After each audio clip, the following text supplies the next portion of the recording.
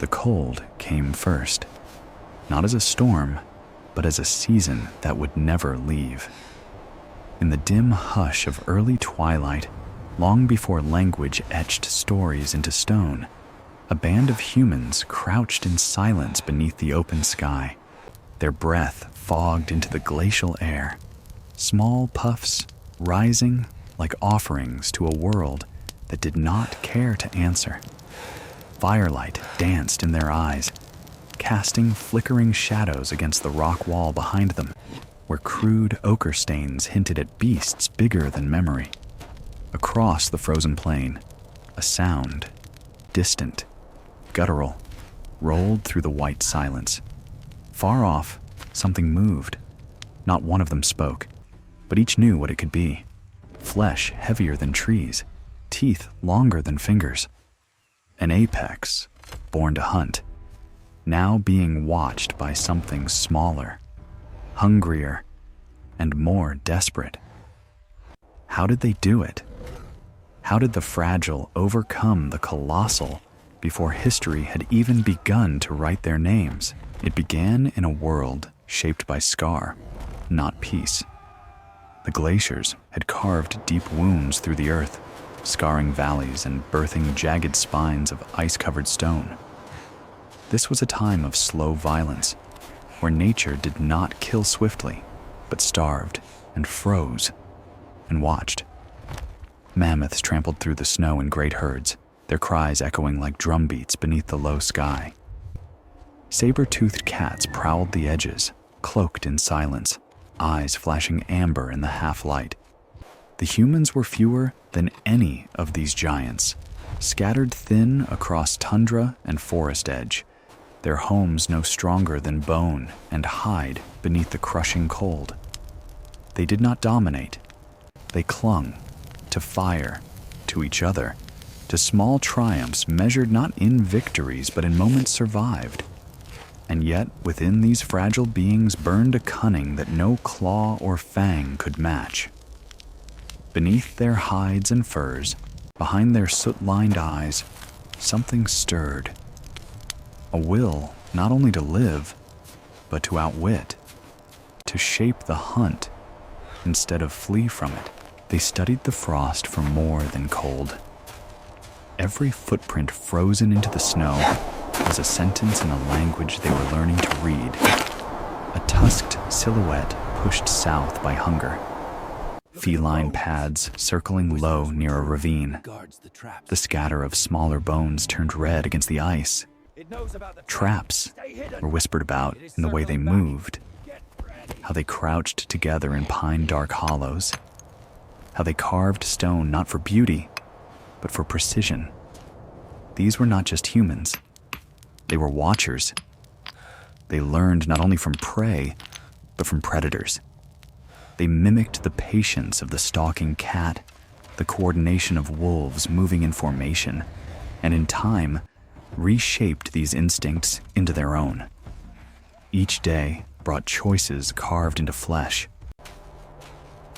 Which suffering would give them the next morning, which risk could buy them too. Death was not distant here. It walked near and familiar, but what grew stronger than fear was purpose. These bands, slight as they were, began to shape more than weapons. They began to shape plans. Their understanding deepened with every failure. A shattered spear meant an adjustment in angle. A missed quarry was a lesson in wind, shadow, and sound. They began to mark the passage of herds with charcoal on stone, to time their hunts not by chance, but by the silent rhythms of migration and mating. Fire was not only their shield, but their signal. The orange crackle of command whispered between tribes. They lit flames not to warm, but to lure, to drive, to blind. One night, near a circular clearing rimmed by ice-locked trees, a group silently surrounded a mammoth matriarch, her calf stumbling nearby. The beast could crush them all with one lurch, but the dance had begun. Fires flared, nets of woven fiber hidden beneath drifts. Sharp cries split the air. Spears rose not in panic, but with timing born of ritual. In those frantic, thunderous minutes, humanity crossed an invisible line. No longer prey deciding when to flee. They became something new, something learned, something coordinated, something feared. But it was not brute strength or even timing alone that turned the tide. It was memory. Around fire pits and beneath makeshift shelters of shale and bone, stories emerged, not in words, but in markings, in gesture, in repetition of form. They began to remember not just what, but how. Which gully echoed wrong when a predator crouched within it? Which branch angle would betray the passage of a cat on its prowl? They carried knowledge like flame, passing it from elder to youth, etched into the very marrow of survival. And in doing so, they built something larger than themselves, a map not of places, but of patterns. The first hunters were not conquerors by might, but by recall, by imagining what had not yet happened, and preparing for it anyway. The wild did not grow tamer. The ice did not melt. Yet slowly, the hunted became the designers of fate itself, dragging strategy out from the bones of chaos. They began to move with a new kind of silence, not of fear, but of focus. When the snow whispered beneath their feet, it whispered purpose. From the towering cliffs that cradled secret caves to riverbanks frozen mid-flood, they left signs for each other. A cluster of feathers, a line of ash, a stone turned just so. These were signals, not art, strategies, not symbols. The wilds were still ruled by tooth and storm, but humans now wove invisible paths through danger. Beneath pine boughs heavy with frost, within wind-scoured canyons, they became ghosts with intent. Some hunted alone, others in bands, but all were tethered to the same fragile thread: foresight. They would wait days in brittle cold for the right moment. Faces mask-like behind ochre streaks, lungs quiet beneath layers of fur. In these long hours of waiting, the line between prey and predator blurred. For in choosing when not to strike, they molded the rhythm of the hunt itself, bending the tempo of nature to match the beat of human will. In the densest dusk of winter, when the sky cracked like frozen leather above the dark horizon, the greatest test arrived, not in the shape of one beast, but many. A pride of cave lions, emboldened by hunger, followed the human scent like smoke trailing across snow. The humans had taken a kill, a reindeer wounded and brought down with immense effort, now smoking slowly over pinewood embers. But with predators near, the scent was no longer a victory. It was an invitation. Cold trembled through sinew as lookout signals passed silently between figures pressed low in the tall grass. They had minutes, maybe less. Spears sharpened with the grit of dozens of knights were raised. Flames were stoked just high enough to sear eyesight. And as the lions crept closer, silhouettes slipping through fog like moving scars, the humans did not run. They changed the field. Stones fell from above, a trap set days earlier, when scouts had sensed the cat's return. The earth itself seemed to lurch with their plan. One lion yelped as a boulder collided. Another, blinded by smoke, leapt too soon and vanished into a pit below. This was no accident. It was architecture, of instinct, of learning, of something even older than tools: anticipation. The night that should have fed the lions instead marked an inheritance of fire and strategy. And from that fire, the myth of helpless humans began to die. Still, survival came at a cost measured not only in blood, but in silence. The story of the first hunters is also a story of those who vanished along the way. those swallowed by snowdrifts, those who dared too close or waited too long. Around every flame-lit camp sprawled a perimeter of loss, a constellation of names never spoken again. And yet, the line continued, drawn forward by each decision, each forgotten face. Across generations, through ice ages and shifting sky, their legacy unraveled in quiet revolutions. New forms of traps, refined blades, patterns etched deeper into cave wall and bone. No feast was merely sustenance. It was a ledger paid in patience and fear, a testament to the moment when hunger became doctrine. The creatures they hunted still roamed vast and terrible, but now they shared the land with something persistent, something unshaped by claw, yet clawed into memory. The first hunters had become architects of survival, planting the first seeds of dominance, not in conquest, but in the cold, waiting, dark, where mind met instinct and intention, finally outlived brute force. There were nights, deep under stars, unmoved for millennia, when stories were not recited, but enacted. Children watched as elders paced the circle of firelight, mimicking the lurch of a limping mammoth or the twist of a cornered cat. Performance as preservation. Across frozen valleys, these stories became the pulse of lineage, each reenactment a rehearsal for survival. They painted with ash and blood, not to decorate, but to preserve warnings folded into myth. A handprint on stone, fingers splayed, marked not presence, but a path to avoid where ice once cracked underfoot. These were beginnings of memory cast in permanence. And as kin taught kin, something ancient took root, not just knowledge, but perspective. A vision that saw the land not as enemy, but as equation. The more they saw, the more they understood. And the more they understood, the less accidental their victories became. The wild may never have been tamed, but by learning how to be of it, the first hunters began to command what had once condemned them. In time, the borders of their world widened. Bands that once hid beneath rocky overhangs began to track their prey across entire valleys, from the slow blooming of spring thaws to the treacherous floodplains of summer melt. The first hunters moved with the migrations now, entwined with the rhythm of hooves and the scent of moss and blood. Each step across the frost-hardened ground was deliberate, every detour a calculation. Their tools became more refined, fluted points designed to pierce thick hides, drag weights carved to unbalance larger prey, and sounds imitated to disrupt predator hierarchies.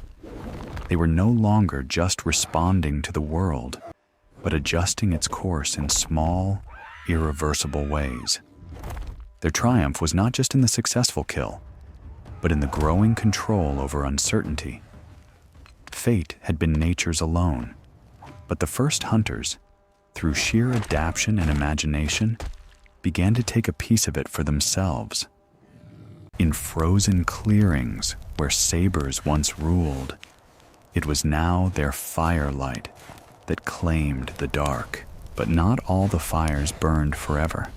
Some valleys turned to graveyards, where the bones of both beast and man lay side by side, indistinguishable in their stillness. A storm too sudden, a misstep at the edge of a ravine, an error in judgment. The cost of mastery was steep. Yet, in the face of every loss, the first hunters did not retreat into fear. They carved more carefully, walked wider arcs, watched the sky for signs and the frost for shifts. Through their hardship, evolution became more than nature's hand. It became chosen. And as each generation added its voice to the silent archive of survival, what emerged was more than a people. It was a method, a precedent, a quiet revolution without banners or kings. Only sharpened stone and warmer fires. The giants of that world gradually disappeared, not in sudden extinction, but in the shrinking margins not conducive to their rule, until at last it was the upright figure, scarred but clever, who remained beneath the stars. Their shadows faded with the ice, but their story endures in every breath that followed. And still, across the unyielding arc of centuries, the echoes of that first fire pulse within us, not as metaphor, but as origin. The first hunters did not disappear.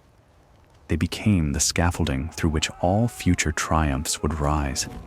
Their ingenuity did not vanish with the melt of glaciers. It became the undercurrent in every act of human strategy.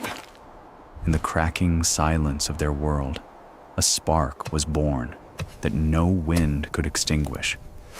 The will to understand what could not be seen, to prepare for what had not yet arrived. Beneath our glass towers and distant screens, beneath cities that never sleep and oceans we now cross with machines, we carry them in our caution, in our curiosity, in the instinct that still waits for the right moment to move. They were not the end of something ancient. They were the beginning of something enduring. And though the beasts they watched may now be bones locked in stone, the ones who once watched them still walk, still wonder, and still remember. Along shifting river deltas and under canopies where the sun barely broke through, the hunters encountered challenges not just of beast or weather, but of unfamiliarity. New environments brought strange prey, elusive and nimble, luring them into terrains with unforgiving laws. Inland swamps breathed rot and mist, hiding predators in reeds and cursed footing beneath moss-blanketed roots. Here, even silence betrayed intent. One snapped twig enough to send the hunt spiraling into chaos.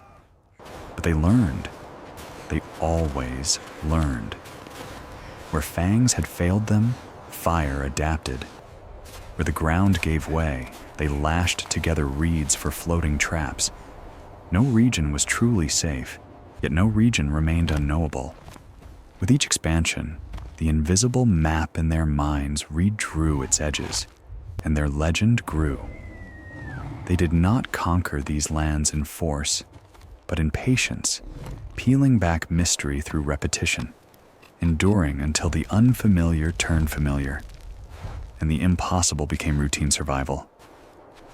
In countless places where no footprints remained, their decisions still lingered in the shape of the pathless wilds. In the highlands, where the air clawed at lungs with each breath and snow fell sideways through narrow passes, they encountered something else. Altitude's cruel arithmetic. Prey became leaner, quicker, oxygen thinner. A missed throw took longer to recover, but rather than turn back, they climbed higher. Fires burned slower here, shadows longer. They learned to time ambushes by avalanche and to echo bird calls that masked human movement along ridges. They stalked longhorn deer across ledges carved by wind and time, using cliffs as corral, physics as ally. One mistake meant death, yet amid heights where even trees surrendered to stone, the first hunters grew more precise, not just in form, but in feeling. They began to sense the intent of the animal before it moved, to edge closer to the essence of the chase. The mountain became not a barrier, but a forge. Here, their bodies adapted and their minds sharpened, honed by consequence and driven by awe. For every valley they left behind, they brought forward a greater understanding of what it meant not just to survive a world shaped by giants, but to belong in it, not separate from nature, but as a force within it. cunning enough to climb where even predators feared to follow. Eventually, even the vastest wilderness gave way to passage, not in conquest, but in the slow, intentional movement of knowledge. Beneath stone arches carved by meltwater and down through valleys that remembered glacial tongues, the trails of the first hunters began to intersect. Tribes once, strangers deciphered each other through the rhythm of gesture, the shape of wounds, the stories traced in soot. Encounters became exchanges. A bone horn call from one range adopted in another. A hunting pit redesigned by borrowed observation. Over time, they became less scattered, more symphonic, each band a verse of the same song, sung across distance. And in that weaving, a greater pattern emerged. Humans were not only surviving predators, they were becoming something new. Not just beings of reaction, but creators of orchestration. They had learned how to read the land, to listen beyond sound, to bend every loss into strategy. In the symmetry of claw and cunning, mind had proven not just equal to might, it had become its match. And in that primal crucible, the first humans did not just conquer beasts. They carved the architecture of resilience, brick by invisible brick, breath by determined breath, into the bones of time itself. And still, as ice waned and forests slowly unfurled in its absence, the echoes of that great transformation did not fade. The hunt remained, but it was no longer merely survival. It was identity. From the low grasslands humming with insects to coastal cliffs battered by salt and thunder, the legacy of the first hunters walked forward in bone, breath, and ritual. They were no longer only watchers, but shapers. As they painted antlers across cavern walls and whispered to the stones before breaking ground, they were writing memory into form. These were not just depictions, they were blueprints. The world around them still roared, still devoured when caution fell short, but the hunters now moved with a clarity honed by ages. And though the giants of before had dwindled, the story had not. What began in brittle frost beneath indifferent stars had transformed into endurance etched into lineage. Humanity, born not of dominance, but of persistent knowing. In quiet firelight, in the trace of a tracker's hand across mud, in the eyes of a child mimicking the stealth of beasts long vanished, that knowing lives on. The first hunters may be dust and echo now, but their question remains. What lies beyond fear when we choose to understand rather than flee? In the restless hush between hunt and hearth, they began to see further, not just across landscapes, but through the veil of time itself. Elder eyes traced the arc of stars, recognizing patterns that returned with the beasts they followed. Younger hands carved not only animals into stone, but shapes whose meanings hinted at seasons, cycles, expectations. These were not random acts. They were the first sketches of memory extending forward, a blueprint of continuity that outlived the moment of its making. The first hunters, shaped by scarcity, built abundance not in hordes, but in habits passed on. And through these layered instincts, the seeds of culture took hold. A fire not lit simply to survive the night, but to carry meaning across it. With every footfall through dense fern or over scree-strewn ridge, they left more than a trail. They left intention. What began with hiding from predators became a quiet mastery of change. And then, something greater still. The power to imagine the world not as it is, but as it could be. from blood and cold and silence, the first story was carved. Not of conquest, but of becoming. As cycles passed and the great beasts thinned into memory, the horizon itself seemed to stretch wider, the forests deeper, the skies broader, the questions more complex. The first hunters, once shadows on the tundra, now stood as architects of perspective. Camps became long settled. Pathways worn by countless migrations grew into arteries of passage, and the knowledge once etched hastily onto stone became stories spoken with reverence, each syllable a key to enduring patterns woven into the land. But the wild was never still. It changed, broke, renewed, and so too did those who dared to follow its shifting pulse. What began as instinct gave way to contemplation. These descendants of ash and bone no longer asked only how to kill, but how to live. Better, longer, wiser. In the whisper of reeds bending to the wind, in the echo of footfalls over frost-bitten ridges, a deeper rhythm remained. They listened as they always had, not to command nature, but to remain part of its unforgiving grace. And in those quiet acts of understanding, the first hunters passed into legacy, not vanished, but folded into the breath of every step we take across the earth.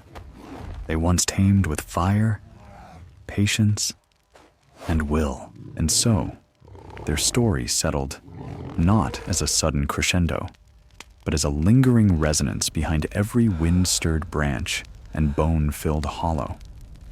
They left no monuments, no names etched for eternity, only the architecture of understanding encoded in action.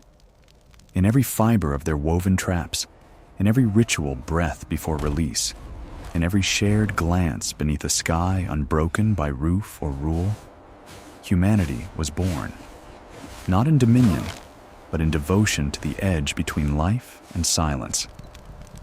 The giants fell, the ice withdrew, and the forests rose where barren wind once ruled. But the imprint remained. For in every challenge met by thought before spear, in every curve of caution that outlived strength, their essence endured.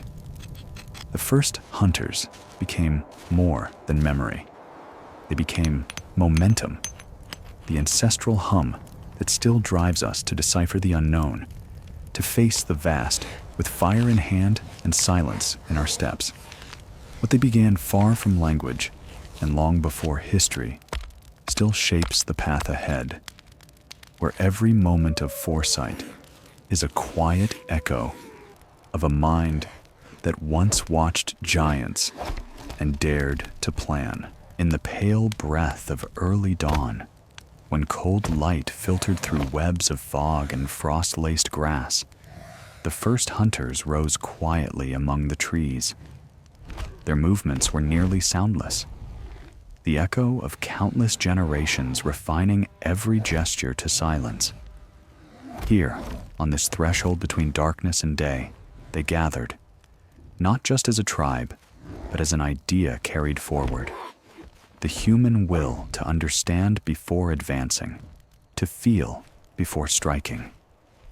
They no longer sought only to survive within the wild, but to mirror its design, to adapt its chaos into rhythm, and eventually to make it theirs. They were never gods among beasts, nor lords of the land, but students too attentive to remain unchanged.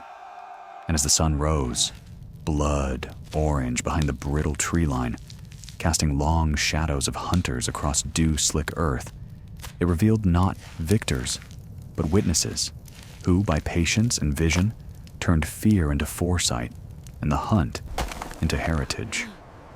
Their story, once whispered in the hush between heartbeat and howl, now echoes forever in the quiet clarity that separates action from instinct. Through time's deep corridor, long after the last mammoth shadow had vanished from the tundra, the echoes of the first hunters still resonated in footsteps taken with purpose. Their legacy was not loud, not clad in spectacle, but folded into the marrow of what came after. Agriculture, born from tracking the timing of herds, settlements unfolding where paths once crisscrossed in pursuit. Though they built no temples, they laid the first foundations of intention. Though they carved no empires, they shaped the instincts that would guide them. And long after the sweat and breath and blood of their hunts had faded into the soil, their questions remained etched into our bones. How do we endure what outpaces us? How do we become strategy in the face of strength? This was not a story of conquering giants, but of humans becoming giants in spirit. Through awareness, through adaptation, through the relentless, quiet courage to look into the unknown and say, not run, but understand across sunburnt plains where grass shimmered like fire dancing through gold. The descendants of those first hunters began to face a different kind of challenge. Abundance. No longer gripped by the claw of endless winter, the world before them now pulsed with life. Unfamiliar creatures, unpredictable storms, lands that yielded bounty and betrayal in breathless turns. And yet, this too was a hunt, not of bodies, but of balance. In places where the ground cracked from heat more than ice, they learned new rhythms. When to follow flocks beyond the horizon, when to avoid watering holes where scale-skinned giants waited beneath the surface, motionless and ancient. They whispered through sun-dried reeds and watched shadows ripple across dry ravines. New predators stalked here, but so too did new possibilities. And through each unknown, they did not forget the cold clarity that birthed them. They brought with them the map, not of territory, but of becoming. For whether encased in snow or scorched by sun, the question remained unchanged: how to move forward, not just to live, but to understand the living world so completely that survival became second nature. And thriving, the quiet, inevitable aftermath. As the seasons lengthened and bent into patterns they could name, the first hunters stepped into another threshold. Time itself began to flex beneath their feet. They remembered when stars first aligned with migrations, when rains returned with births, and they began to move, not in reaction, but in rhythm. This new awareness stretched identity beyond the daily trials of flesh and claw. They began to shape not only tools, but roles. Watchers became teachers. Pathfinders became keepers of sky lore. The landscape was no longer just terrain, but a library of signs. Bone piles that marked old ambushes, scarred trees that bore witness to fire-started floods. They continued to hunt, yes, but now, with eyes that also saw legacy. Each arrow loosed, each net cast, rippled forward in meaning. And so they gave name not to themselves, but to the patterns, to the wind turn, to the river rise, to the hush before stampede. It was in observing the great beasts that they became more than hunters. They became the thread pulled tight through danger, memory, and dream, weaving the first great story of what it means to endure, not merely as muscle and mind, but as meaning made flesh, whispering ever forward through time's vast and echoing wild, beneath a widening sky fraught with wind and silence. Their footsteps pressed deeper into soil that had yet to bear name or claim. With every challenge faced and every unknown mapped through lived memory, the journey of the first hunters evolved into something greater than survival. became authorship. No longer just readers of nature's scripts, they began to rewrite them. Birds once followed only for flight patterns soon signaled seasons. Insects foretold decay or bloom, and the rustle of leaves told them of more than presence. It hinted at timing. They carved these lessons into rhythm, into song, into gesture passed through firelit generations. And in doing so, they reframed a world once so vast and crushing as something decipherable, participatory. The great predators they once stalked had scattered to extinction or retreat, yet their imprint lingered in every loom of vigilance, every prayer for balance. The first hunters did not erase the wilderness to define themselves.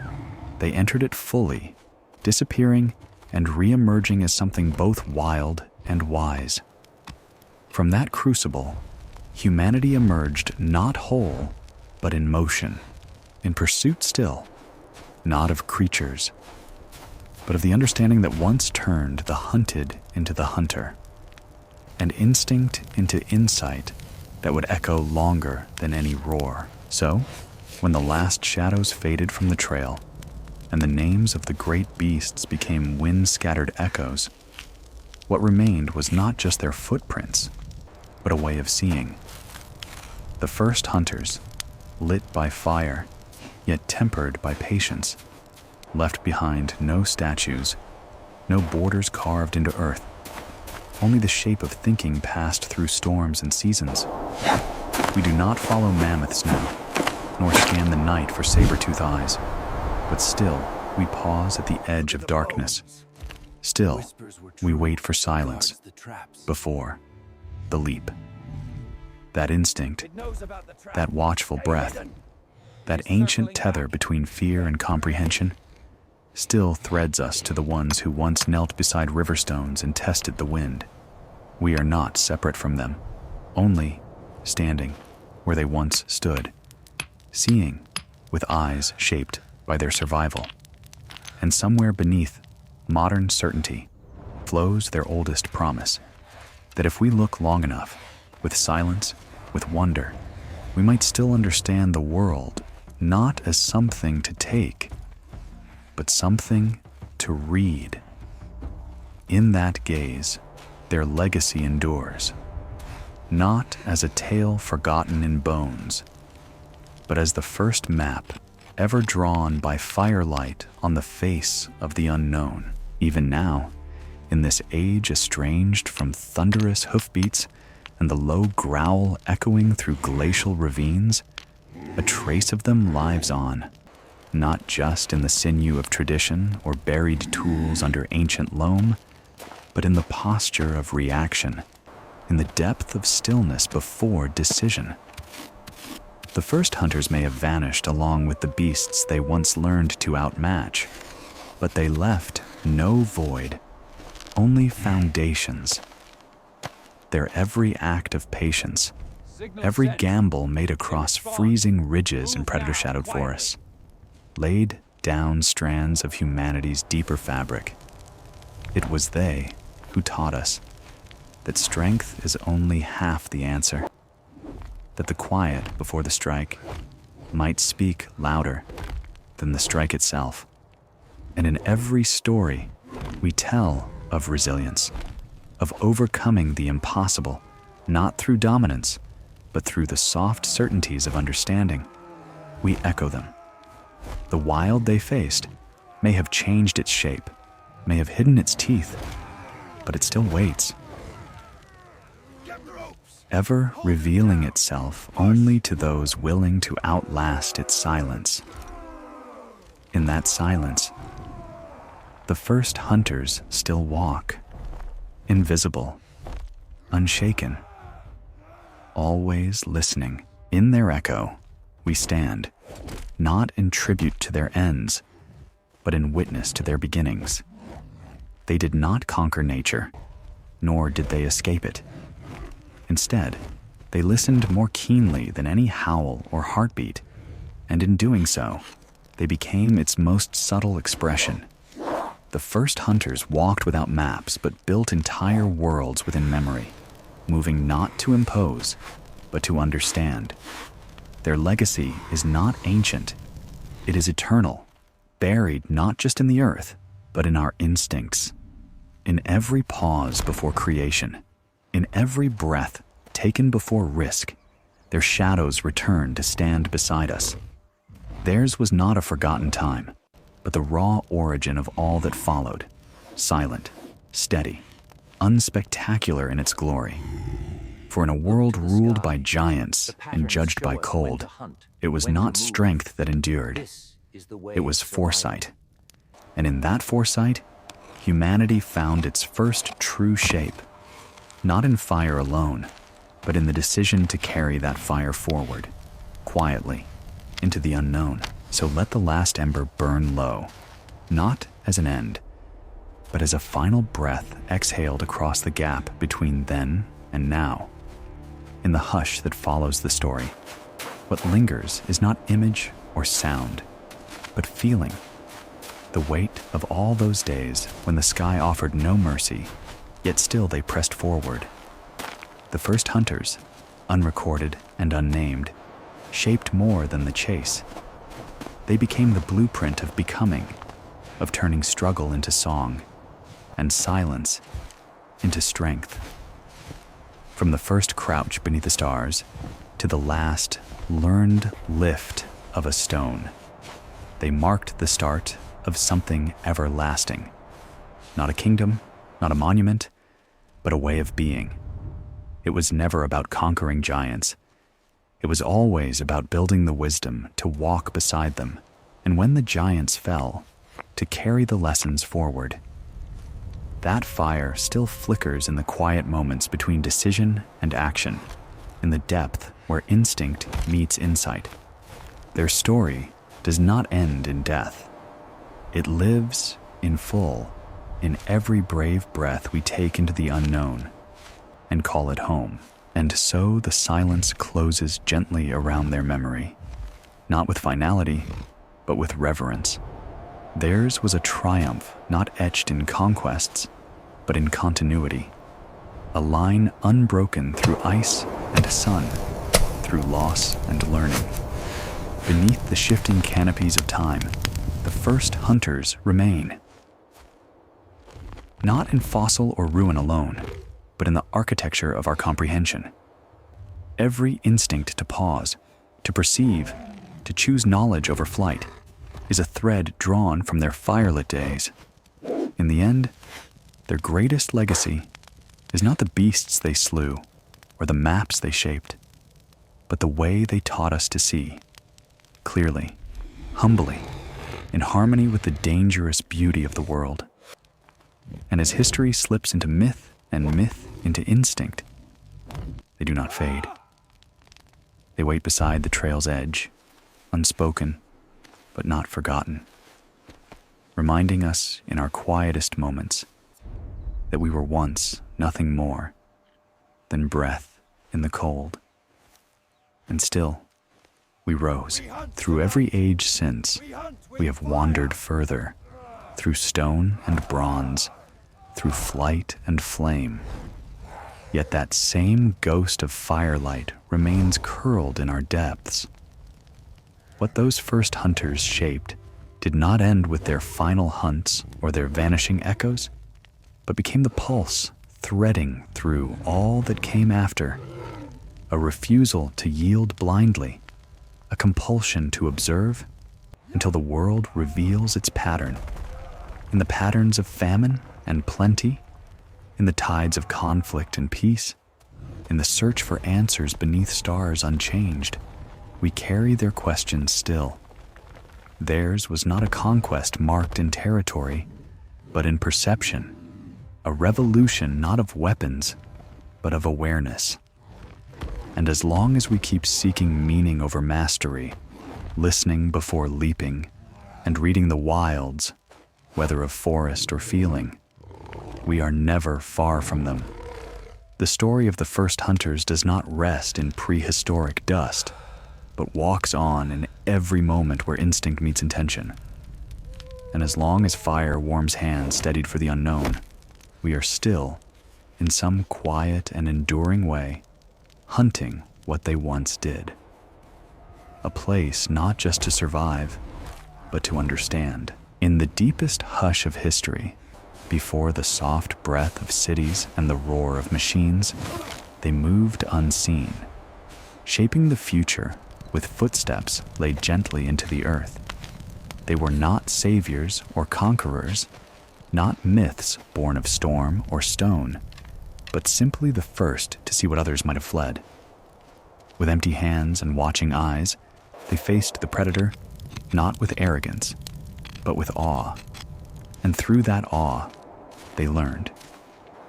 Generation by generation, frost to fire, what they passed down was not fear, but form, the quiet architecture of endurance.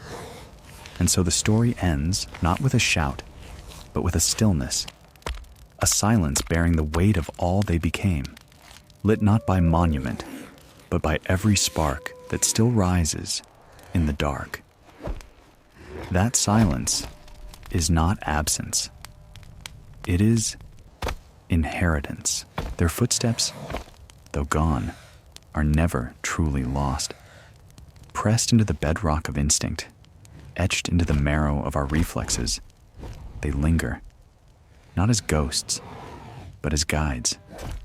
They whispered the art of knowing before acting, of bending without breaking, of becoming the rhythm rather than resisting it. The first hunters taught us that survival is not granted by strength alone, but earned through perception, patience, and reverence for the fragile threads that weave life together. From icy plains to sun-scorched ridges, they walked forward, not into certainty, but into the haunting beauty of the unknown, and in choosing understanding over dominance, left behind the most sacred truth of all, that power lies not in the fear we inspire, but in the wonder we preserve. In the wind-swept silence of a world half remembered, their legacy still waits, not demanding worship, but offering a path, the one that began with a breath in the cold, a flame in the dark, and the courage to face the vast with nothing but forethought and fire. So, as time curved onward, and the bones of the giants settled deeper into sediment and sleep, what endured was not the sound of their dying, but the wisdom of how life once learned to endure them. The first hunters, stripped of extravagance and afforded no guarantees, became the quiet architects, not of dominion, but of balance, forging meaning with every fire-streaked lesson passed from one heart to the next. In their world, the wild did not yield out of pity. It yielded only under reverence, precision, and a kind of defiant humility. They left no single path to follow, only the echoing principle that understanding is the beginning of all transformation.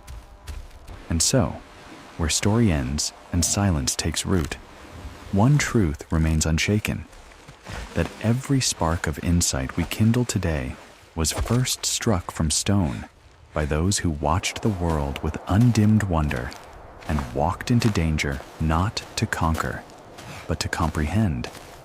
Their hunt is over, but their seeing endures. Through it all, the message remains carved not into monuments or myths, but into the silence after courage, the clarity born of desperation. The first hunters gave us more than the legacy of endurance. They handed down a lens with which to see the world, even when it refused to see us. They proved that even in our smallest beginnings, in brittle fires sparked beneath an uncaring sky, lay the architecture of every great becoming. And as the ashes cool and the shadows stretch long once more, their gift lingers, not as legend, but as lineage. We walk where they once waited. We listen where they once stalked.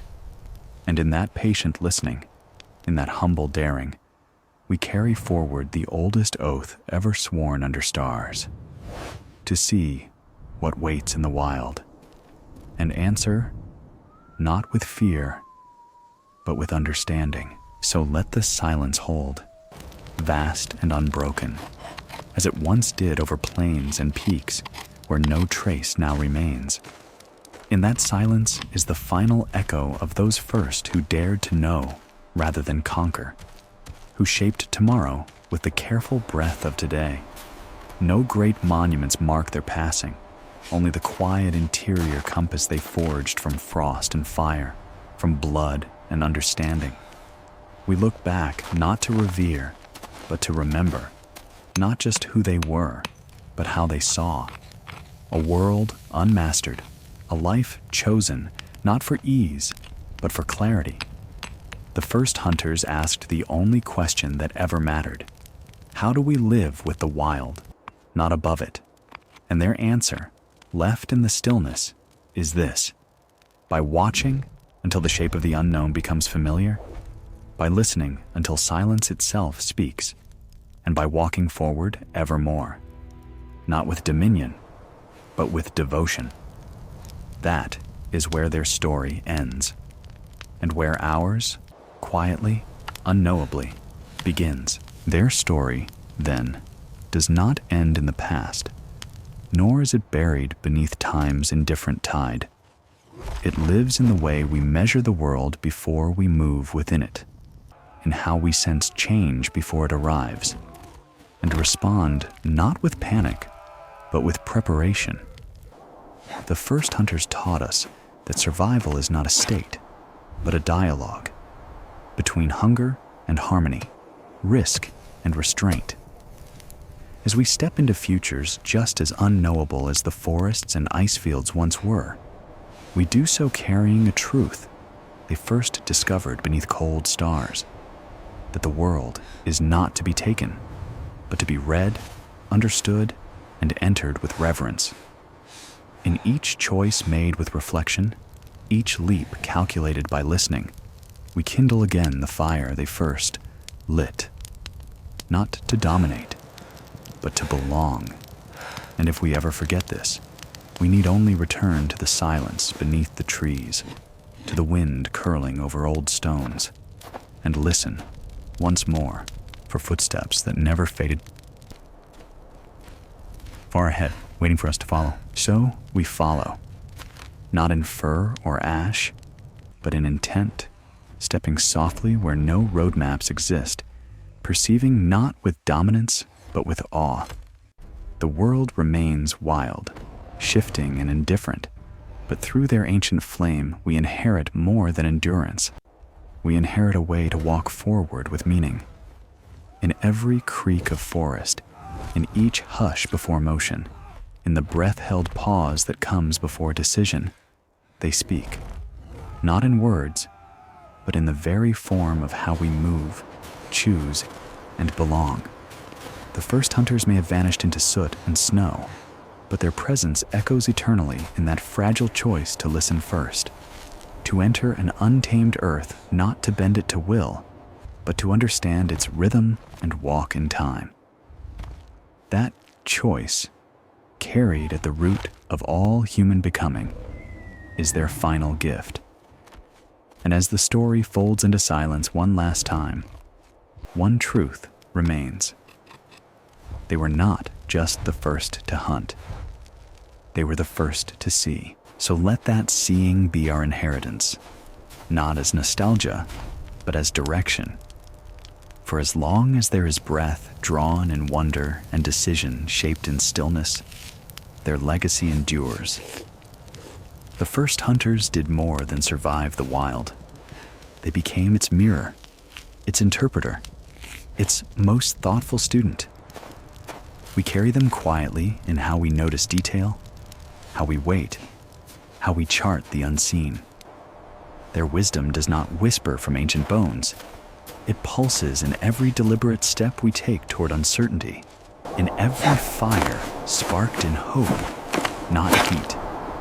And in that enduring reflection, their presence becomes clear, not behind us, not beneath us, but within us, watching, waiting, always reminding that to understand is to belong, and to belong is the only true way to endure. And in the hush that follows, beneath sky still vast with unknowable stars, we are left with more than memory. We are left with momentum. The fire they first lit in the dark did not flicker out. It became the ember passed inward, glowing beneath our skin in every quiet calculation, in every step taken toward the edge of certainty. The first hunters did not stay to rule. They moved forward, vanished into branches and mist, into fog-wrapped dawns and blood-washed snows, into stories not told, but lived. And we follow still, not in their tracks, but in their manner of knowing, to see not what is easy, but what is true, to meet the vast not with dominance, but with understanding. Here, where their trail fades into silence, so too does their story, not in ending, but in offering. For every thoughtful pause, every flame lit with care, every choice shaped in awe, is proof that we are not alone in the wild. We never were, and by their fire, we still find our way. And thus, in the final flicker of that unrecorded inheritance, what remains is not closure, but continuum, a trace of thought carried through frost and flame, echoing in every decision made with patient breath. The first hunters are not relics, but roots, buried deep in the soil of every mindful act, branching upward through time's canopy. Their story was never meant to end. It was meant to become. And in each new frontier we face, whether of earth or of understanding, we are not venturing alone. We carry their quiet defiance, their watchful reverence, and their relentless will to see clearly before stepping forward. In that light, even the darkest unknown holds no conquest, only invitation. And we answer, as they once did, by lighting the way. And so, just beyond the final breath of frost, the trail they began arcs quietly into the future, not marked by conquest, but by continuity, etched not on stone, but into the rhythm of thoughtful eyes and listening hearts. Theirs was a silence that never ended, only deepened, a vow carried not in words, but in ways of being. From saber shadows to distant suns, the lessons remain unchanged. See before acting, feel before claiming. Shape not just tools, but purpose. In the hush of any beginning, in the weightless pause that cradles each first step toward the unknown, they are there, not behind, not beneath, but beside us. And in that final truth lies the quiet fire still passed from hand to trembling hand, that in every age, in every wild, the first hunters remain with us, not as memory, but as method, not as ghosts, but as gathering light. Let this be the end, then, not the end of a tale, but of a crossing, a bridge laid between breathless fear and quiet understanding, between fire sparked in desperation and fire carried in meaning. The first hunters did not live for monuments or memory. They lived for the next step, the next lesson, the next held breath beneath sky so wide it could swallow lineage whole. And yet, they were not swallowed. They endured, not by silencing the wild, but by harmonizing with it, not by banishing fear, but by folding it into foresight. Their hands are gone, but their grip on the shape of knowing remains in us. In each moment, we choose stillness before action, reflection before reach. Their strength was never in their spears, but in their patience. Their path was never paved, it was felt. And now, as the silence falls once more across the ancient trail, We stand not behind them, but with them, gazing forward into whatever comes next, with eyes honed by those who first saw. The fire endures. The rhythm remains. The story is complete, but its meaning glows on, alive and ever unfolding. And in that glow, faint but unyielding, the first hunters remain not as echoes behind us, but as the pulse within, quiet, steady, guiding.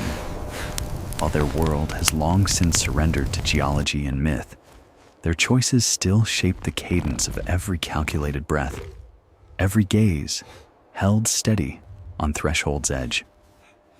For their greatest legacy was never in the beasts they brought down, or paths they carved through ice, but in the unspoken pact they made with the unknown, not to fear it, but to meet it awake. Through eons of silence, through storms and stars and the long, slow turn of becoming, they lit not just the dark around them, but the knowing within.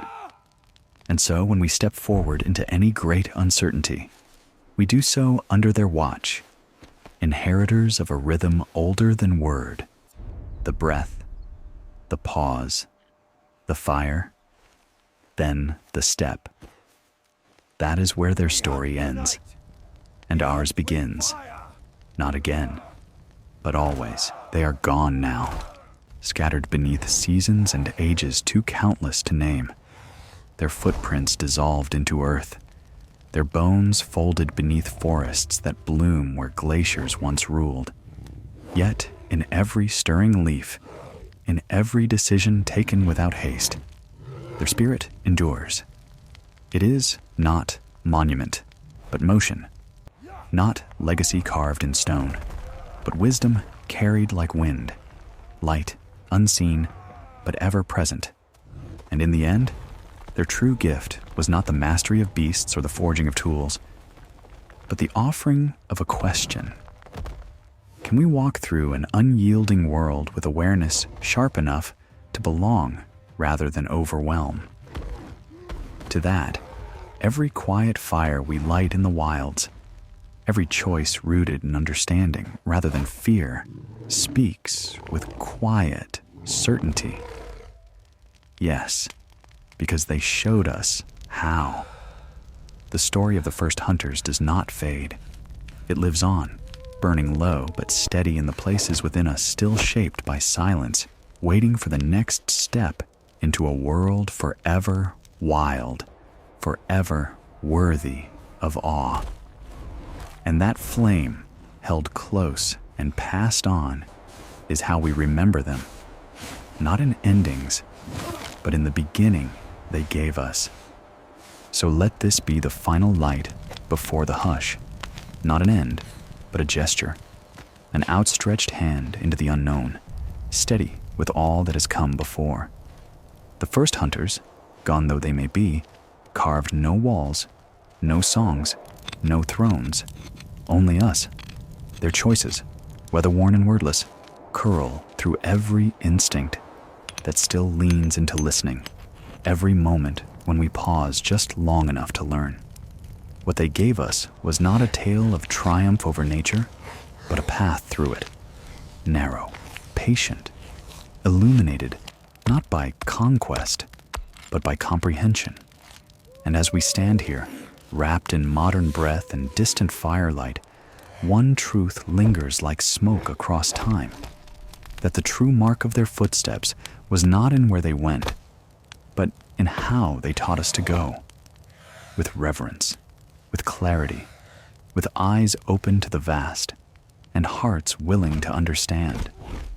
Their story closes not in silence, but in us, walking on into the wild, bearing fire born from the first breath, dared in the cold. And so, if we are to honor them truly, we must not look back in awe alone, but forward in echo, carrying their vigilance into our decisions, their grace into our questions, their silence into our sight.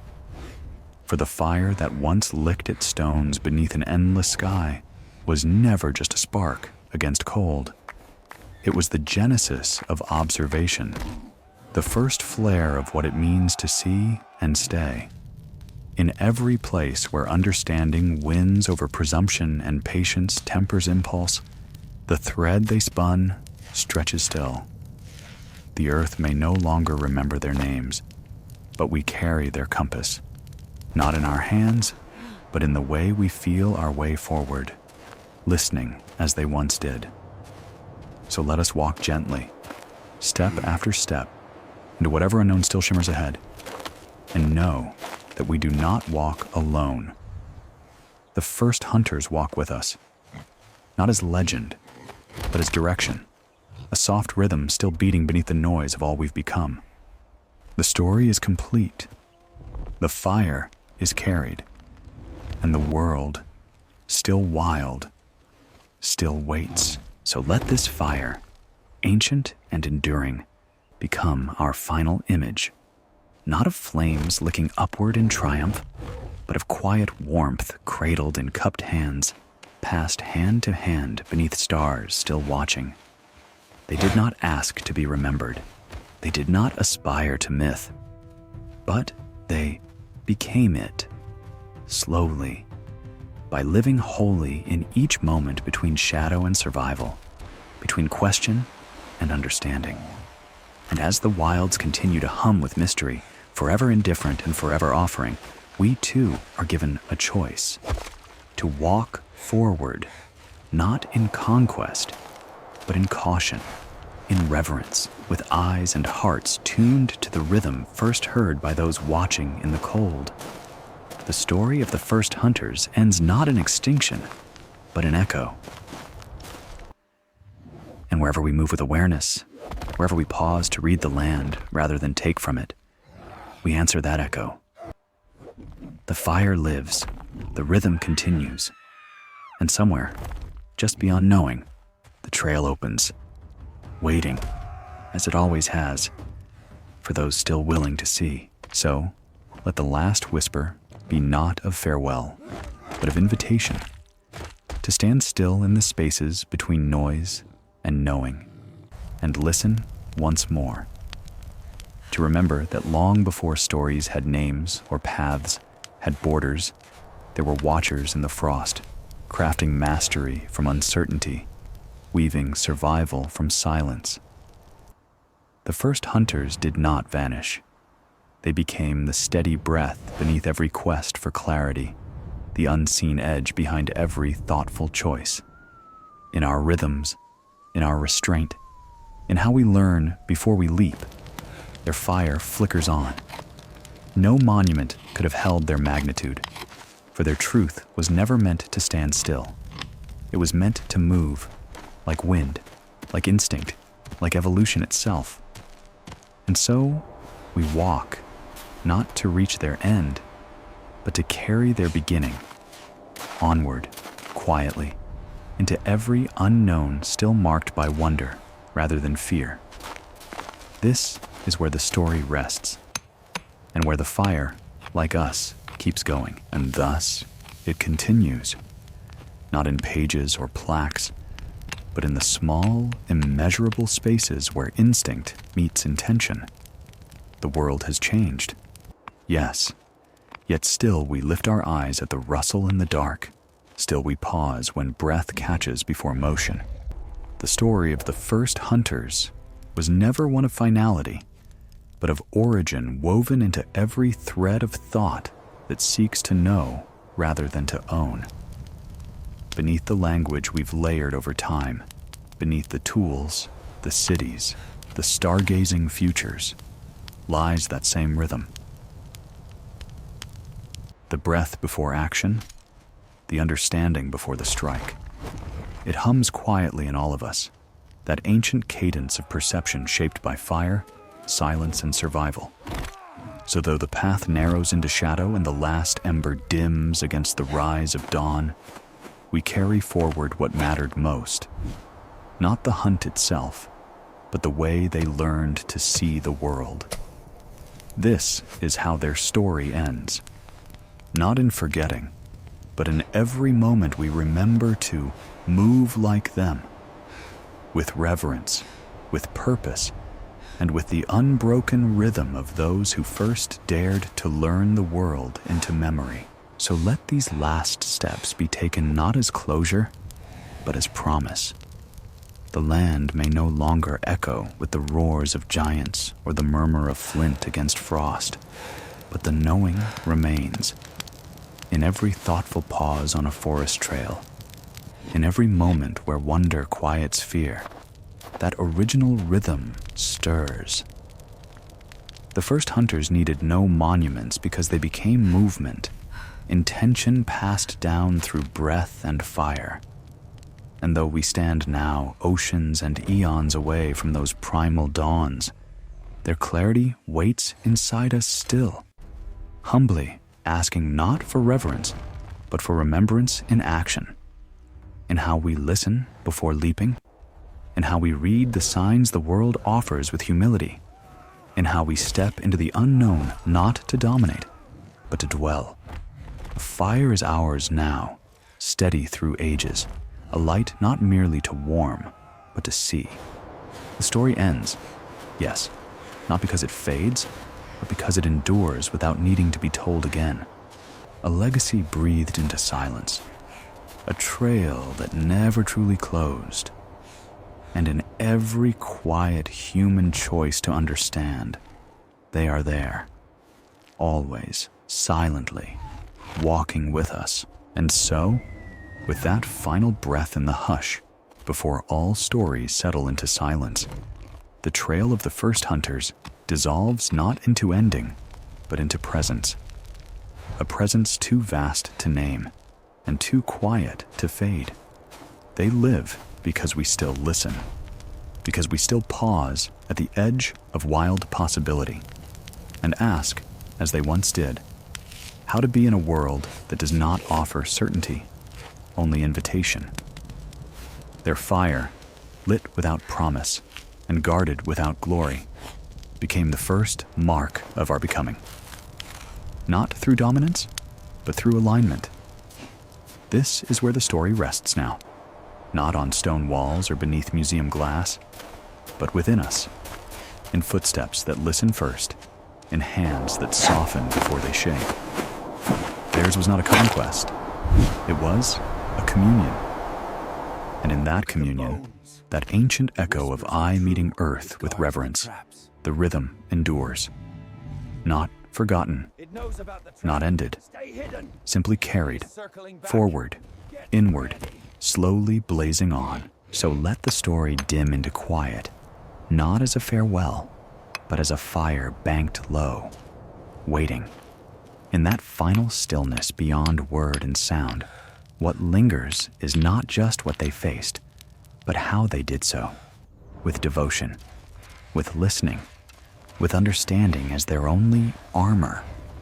The first hunters walked forward not because they knew the terrain, but because they trusted in the act of seeing.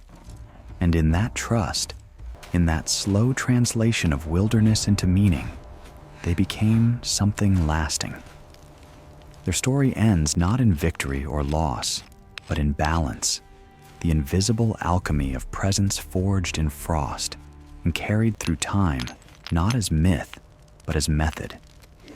Wherever we move with care, wherever we meet what we do not yet know, with patient breath and searching eyes, we walk their path anew.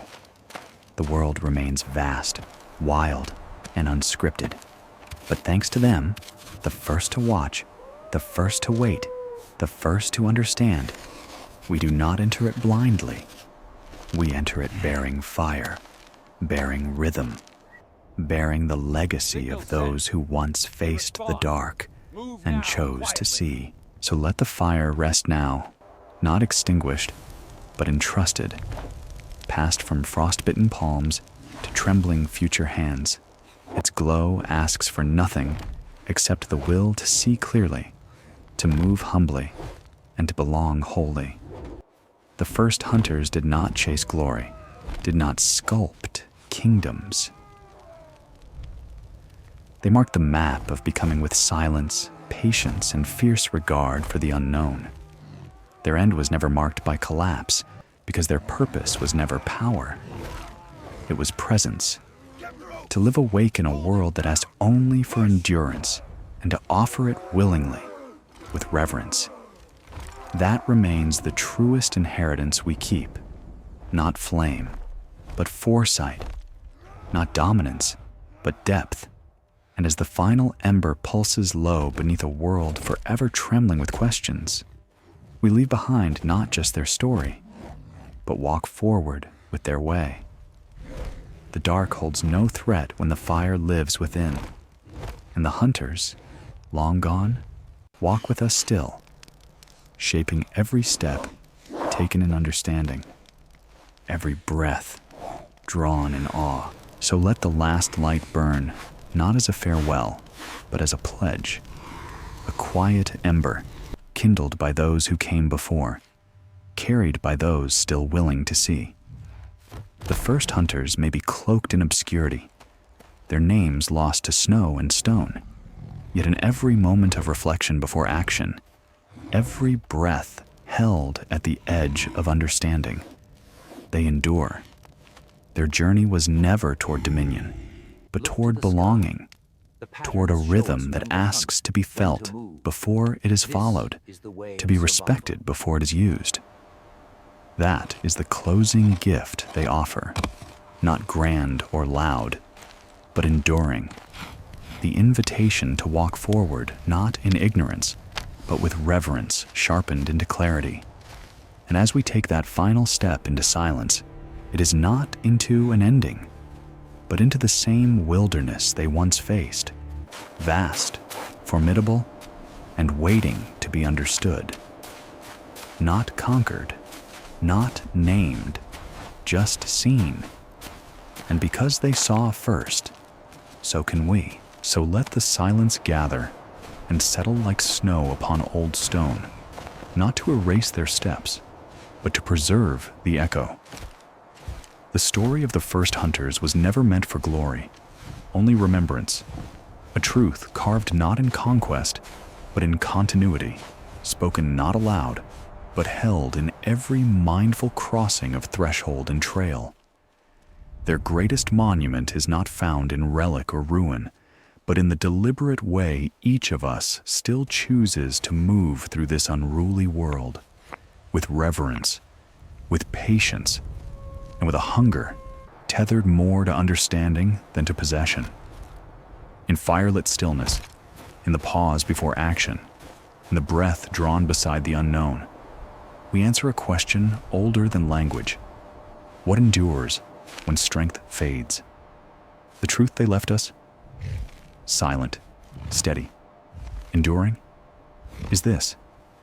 Insight does.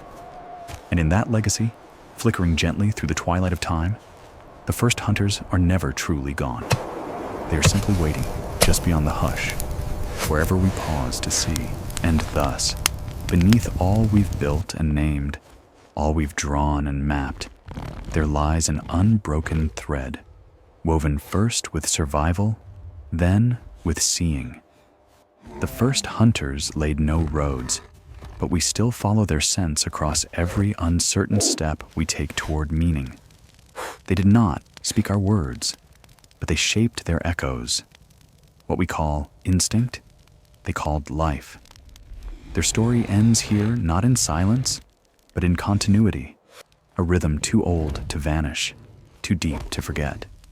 So as the fire dims in the dark, gathers once more at the edge of knowing, let that thread guide us forward, not with mastery, but with memory, not to conquer, but to comprehend.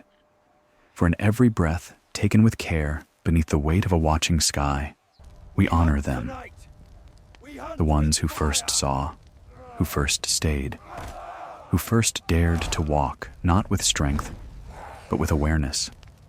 Their light is the one we keep, and their story, ever unfinished, burns on in us, quiet, steady, enduring. So let us end not with triumph, but with tenderness, the kind born only from deep listening, from walking long enough through the wild that its rhythm becomes indistinguishable from our own heartbeat.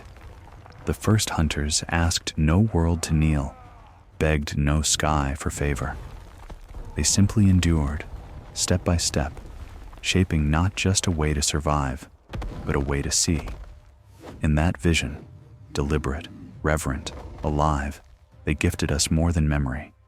They gave us method. And now, as the fire dims for the final time in this telling, we carry not the smoke, but the spark, forward, quietly, into every moment where understanding must stand in place of instinct. This is where their story rests, and where all stories of meaning begin again. Not in noise, but in knowing. So let the final truth stand, not carved in stone or echoed in chants, but breathed quietly into every moment we seek to know before we act. The first hunters did not vanish beneath history's weight. They dissolved into the thread of every choice made with eyes open and feet grounded. They became us, not in form, but in rhythm. In that fire carried not on shoulders, but in the marrow of our readiness to listen. Their story is finished only in telling, never in meaning. While the beasts have ended and the glaciers retreated, the question remains, as it always was. Will we dare, as they once did, to see before we decide, to wait before we wound, to belong before we build? If so, their footsteps never faded. They continue, just beyond the hush, along every path that begins not with conquest, but with care. And in that knowing, fragile as flame but endless as breath, the fire endures, the rhythm remains, the hunt is over, the becoming is forever. So let that be their last word, not voice, but vision, not an empire built above the wild, but awareness grown within it. They did not name the world, they learned to know it. They did not fight to rise above, but stayed long enough to belong. And though their footsteps no longer soften the earth or press fresh into snow, their choices guide us still. Each patient pause, each fire lit with intention, each reverent step into the unknown. The first hunters left no anthem, but their rhythm became our pulse. They're not ghosts. They're not gone. They are the breath we hold before action, the ember we guard against the dark, the silence we trust before understanding. And even now, as the world grows louder, still their wisdom survives, waiting, eternal. And so, the story folds into the quiet, where all beginnings rest, not as a relic of icebound days, but as a rhythm still threading through every thoughtful breath. The first hunters may have vanished from the land, but their gaze remains, buried in the marrow of how we learn and wait and move. In every moment where understanding silences impulse, where we choose to read the signs rather than rewrite them, we echo that earliest vow, to belong wholly in a world not made for ease, but for insight. Let the last ember fade into the dark then, not extinguished, only entrusted. A fire lit once in the cold by those who dared to see, and carried still by those willing to walk forward, quietly, into what comes next. In that final hush, where story meets silence, what endures is not the memory of tooth and chase, but the shape of a truth too ancient to forget, that survival is not a contest of force, but a communion of sight and reverence. The first hunters, born into a world of giants and gloom, did not rise because they bested the wild, but because they understood how to be part of it without breaking it. They listened before they hunted. They learned before they shaped. And in doing so, They left behind no scripts, only sequences of action guided by observation, of power tempered by grace. That is our inheritance. Not dominance, but discernment. Not conquest, but continuity. And so, as the flame flickers to its last golden glow, we do not say goodbye. We simply step forward into the shadows where they once walked, eyes open, hearts steady, carrying fire not in hand now, but in spirit. This is not the end. It is where the seeing begins again. So the fire fades now, not in loss, but in return, to earth, to sky, to the vastness that gave rise to it. The first hunters are not relics hung upon the past, but echoes braided into every careful motion we inherit. They are the breath we draw before meaning, the steadiness we summon before the unknown. And in this final flicker, as the embers settle into ash that feeds the ground they once crossed, what remains is not silence, but continuity, their way of seeing embedded in ours. They taught us not to conquer the wild, but to understand it, not to chase power, but to walk with purpose. And though their names have long vanished into snow and soil, their rhythm endures, in every lit fire meant not to burn, but to guide. That is how it ends, where it always ends. Not in retreat, not in fading, but in a knowing gaze cast forward by those who first learned to watch before they moved. The story is complete, the fire is entrusted, and the seeing, quietly, begins again. So, as the last ember curls skyward, carried by winds that remember every breath before fire, let it rise not as an ending, but as an offering, a final arc of light from those who once stepped forward with nothing but instinct and vision. The first hunters, whose bodies returned to dust long ago, left behind more than survival. They left a path stitched into the rhythm of creation itself, one traced not with weapons, but with patience, with grace, with the sacred daring to see before seizing. They became the first to walk in step with uncertainty, transforming danger into meaning, wilderness into witness.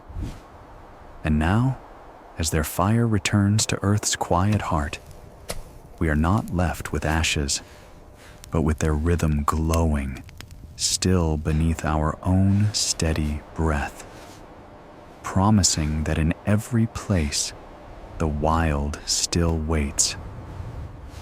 So too, quietly, bravely, do we. So let the embers settle now, their warmth seeping into soil shaped by eons, their glow absorbed by stars that watched it all unfold. The first hunters gave us more than survival. They gifted us a way to see the unknowable, not as enemy, but as mirror. In every slow step through shadow, in every breath drawn before risk, lives their rhythm, a cadence unchanged by time, unchanged by tools, unchanged by all we've built atop their memory. What they began was not a story, but a way of being. And though the dawn rises now without their fires crowned in smoke, the flame they lit resides elsewhere, deeper, quieter, in the marrow of every moment we choose to understand before we act. That is the fire worth carrying. That is where they remain. And that is where the trail ends. Not behind us, but within. So, let this last breath land not with finality, but with grace. The hush that follows long learning, the stillness earned by those who walked far not to finish, but to begin again from deeper knowing. The first hunters did not gift us victory. They gifted us vision, handed down not in artifact, but in alignment. And so, as the story settles into its final silence, all that remains is the rhythm they taught us, of fire guarded through frost, of paths crossed with care, of survival earned not through force, but through the fierce clarity to listen. That fire now burns within us, steady and unseen, waiting only for the next breath to carry it forward into a world still wild, still mysterious, and still deserving of eyes open wide enough to belong. This is not goodbye. This is the final knowing that to walk with wonder is to walk with them, forever lit by the fire they first dared to spark in the cold. So, let us go no farther, not because the path ends, but because the silence asks us to listen, to carry forward without conclusion. The first hunters have led us here, through frost-bitten dawns and firelit reckonings, across plains of risk and ridgelines of vision, not to give us an ending, but to hand us back the question they once shaped into survival. How do we walk through a world not built for us and still call it home? Their story, ancient and tender, passes now into our hands in full, not as history, but as inheritance. And in the quiet after the telling, as the final ember fades into earth, we know, not with certainty, but with reverence, that we are never alone in the wild. We walk with the rhythm they began, and we will carry it onward, breath by breath, step by step, into every place where the world waits to be understood. So, at the end, let us leave not with the weight of the past, but with the rhythm they entrusted to us. The rhythm of awareness before action, of belonging shaped by observation. The first hunters did not write their story in stone, because they lived it in movement, in breath, in a world that gave nothing yet, offered everything to those who learned to listen. Their fire returns now to the earth, its glow still pulsing in the choices we make when we face the unknown. We do not light it in memory, but in continuity, to guide, to remind, to align. Let that be their final imprint, not a name, but a knowing, a way of being that asks nothing but care and offers everything in return. The story is not lost, it is carried. And in every corner of the wild that still waits, it waits with us. So let that trail close now without ceremony, folding gently back into the hush where all true beginnings rest. The first hunters leave us not with answers, but with a compass, formed not of iron, but of instinct, not of rule, but of rhythm. Their journey began in silence, and ends that way too, with only the quiet certainty that they saw the world as it truly was, and walked into it anyway. That fire, sparked once in trembling hands beneath a frozen sky, lives on, not to blaze, but to guide, not to conquer, but to belong. And as we step from this story into our own, the echo remains. Walk patiently, see clearly, move with reverence.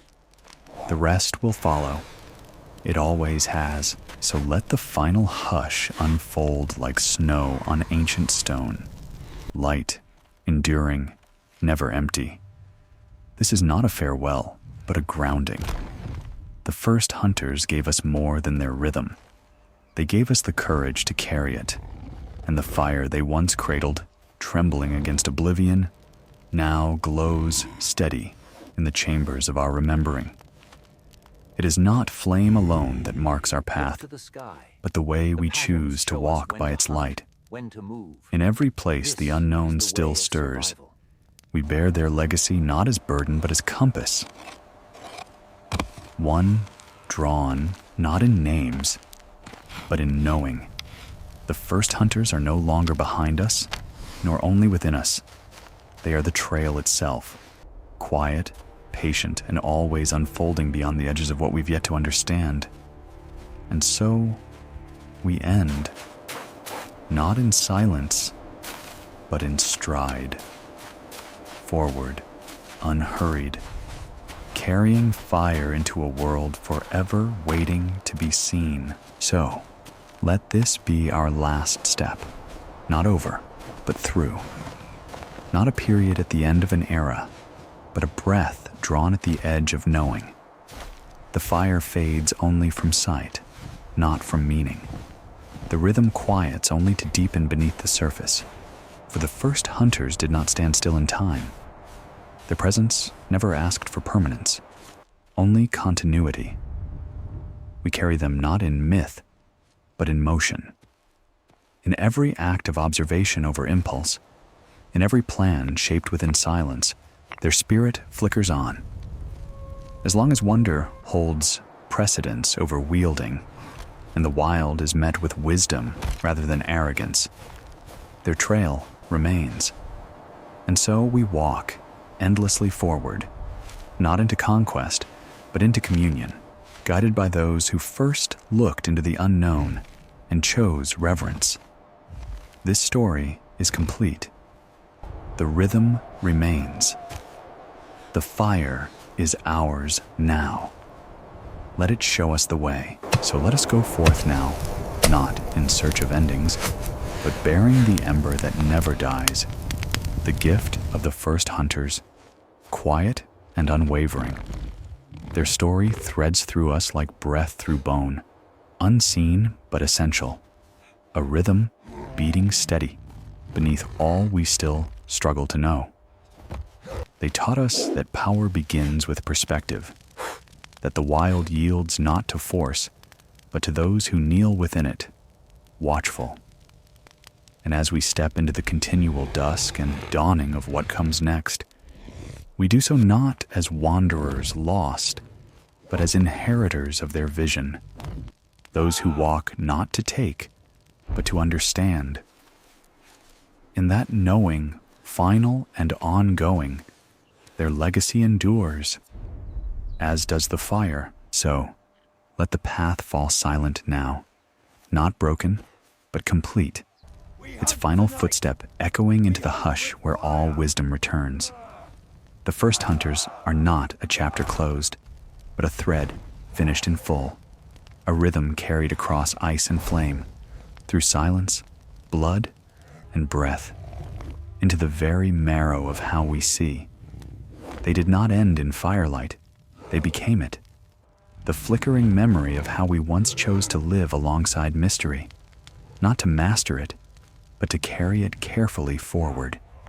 As the fire lowers to ember and the last shadow fades from their trail, what endures is not their absence, but their presence in every moment we choose to look instead of leap, to listen instead of take. And in that, we carry them, not behind us, not beneath us, but within us, walking still, forever, through a world wild enough to be worthy of understanding. So let the final fire curl inward, tucked not into ash but into memory, a slow burning vow lit once beneath an unfamiliar sky, and carried now in how we choose to move through this world. The first hunters needed no monuments, for their greatest gift was never presence. It was perception.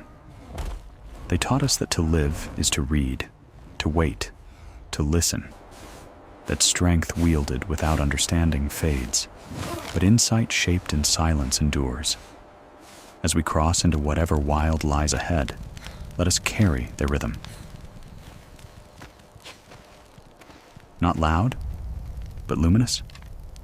For though the trail ends here in word, it continues still in every breath drawn before choice, in every step taken with care through a world still vast, still untamed, still deserving of awe. The story is done. The fire is past. And in the long quiet that follows, where frost once met ember and fear first gave way to vision, we walk on. The hunter's hands now our own, the wild still waiting to be seen.